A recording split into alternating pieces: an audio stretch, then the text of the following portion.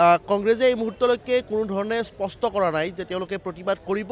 নে তেওঁলোকে প্ৰতিবাদ পষ্টপন কৰিব, কিন্তু জনতা ভৱনৰ মই বাহিৰৰ দৃশ্যাংশ এই মুহূৰ্তত দেখিছোঁ এক যুদ্ধংদেহী পৰিৱেশ, আৰক্ষী আৰু অৰ্ধসামৰিক বাহিনীৰ সমৰ সজ্জা আমি বাহিৰৰ ভাগৰ দৃশ্যাংশ এই মুহূৰ্তত দেখুৱাই আছোঁ। শীৰ্ষ আৰক্ষী বিষয়াৰ পৰা প্ৰতিগৰাকী আৰক্ষী বিষয়াকে এই ধৰণে সাজু কৰি তোলা হৈছে যে যাতে কোনো ধৰণৰ প্ৰতিবাদ সাব্যস্ত কৰিব নোৱাৰে, কোনেও যাতে প্ৰতিবাদত অংশগ্ৰহণ কৰিব নোৱাৰে। আৰু কালিৰ দিনটোত যিহেতু BNSSৰ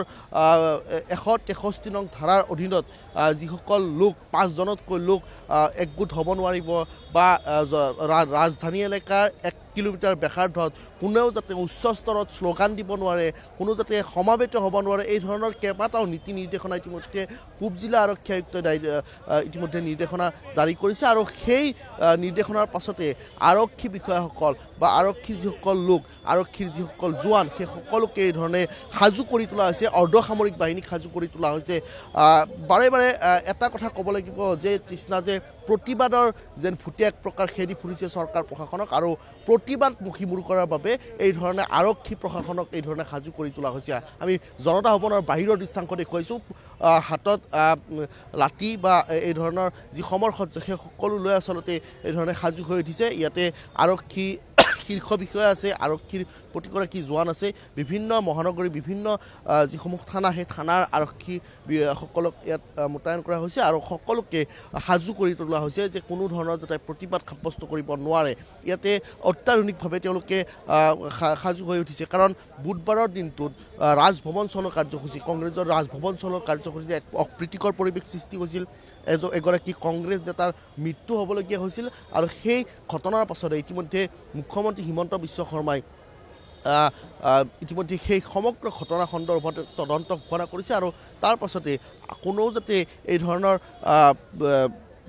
প্ৰতিবাদ যাতে সাব্যস্ত কৰিব নোৱাৰে, প্ৰতিবাদত যাতে কোনো অংশগ্ৰহণ কৰিব নোৱাৰে, তাৰ পাছতে এই ধৰণৰ মহানগৰ আৰক্ষীক, অসম আৰক্ষীক সম্পূৰ্ণৰূপে সাজু কৰি তোলা হৈছে। ইয়াতে মহিলা আৰক্ষী আছে, মহিলা অৰ্ধসামৰিক জোৱান আছে, ইয়াতে আৰক্ষী বিষয়া আছে, শীৰ্ষ বিষয়া আছে, প্ৰতিগৰাকীকে খুব সষ্টম কৰি তোলা হৈছে যাতে কোনেও যাতে প্ৰতিবাদত অংশগ্ৰহণ কৰিব নোৱাৰে, প্ৰতিবাদ কি ধৰণে মষিমূৰ কৰিব পাৰি তাক লৈ সম্পূৰ্ণৰূপে সষ্টম কৰি তোলা হৈছে। আমি বাহিৰৰ ভাগৰ দৃশ্যাংশ এই মুহূৰ্তত দেখুৱাইছোঁ যে জনতা ভৱনৰ বাহিৰত এক যুদ্ধংদেহী পৰিৱেশ, সকলো আৰক্ষী বিষয়া, সকলো আৰক্ষীৰ জোৱান সকলো সাজু হৈ আছে ইয়াতে, আৰু সকলোৰে এটাই লক্ষ্য যায় যাতে কোনেও যাতে প্ৰতিবাদত অংশগ্ৰহণ কৰিব নোৱাৰে। কাৰণ কালিৰ দিনটোত যি নীতি নিৰ্দেশনা জাৰি কৰা হৈছিল, BNSSৰ যি 163 নং ধাৰাত যি ধৰণে যিসমূহ নীতি নিৰ্দেশনা জাৰি কৰা হৈছিল, সেই নীতি নিৰ্দেশনা যাতে সকলোৱে মানি চলে তাৰ বাবে সম্পূৰ্ণৰূপে সাজু হৈ উঠিছে আৰক্ষী প্ৰশাসন। আৰক্ষী প্ৰশাসনক সম্পূৰ্ণৰূপে নিৰ্দেশ দিয়া হৈছে যাতে কোনেও মহানগৰীৰ প্ৰতিবাদ সাব্যস্ত কৰিব নোৱাৰে। ইফালে মই আন এটা খবৰ ইতিমধ্যে জনাব বিচাৰিছোঁ যে যুৱ কংগ্ৰেছৰ যি ৰাষ্ট্ৰীয় সভাপতিগৰাকী কালি নিশাৰ ভাগত গুৱাহাটীলৈ আহিছিল, আৰু আজি যিহেতু প্ৰতিবাদত অংশগ্ৰহণ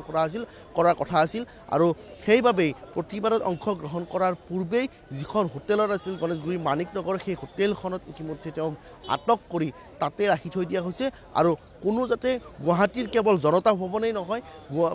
দিছপুৰৰ অঞ্চলৰ বিভিন্ন স্থানৰ ৰাজপথত আৰক্ষীৰ টহল দেখিবলৈ পোৱা গৈছে, আৰক্ষীয়ে বিভিন্ন স্থানত টহল দি আছে। ইফালে যদি আমি ৰাজীৱ ভৱনৰ কথা কওঁ, ৰাজীৱ ভৱনতো সেই একেই দৃশ্য, ৰাজভৱনতো সেই একেই দৃশ্য, সকলোতে আৰক্ষী মোতায়েন কৰা হৈছে, কোনেও যাতে প্ৰতিবাদ সাব্যস্ত কৰিব নোৱাৰে, প্ৰতিবাদকাৰীৰ বিৰুদ্ধে এই ধৰণৰ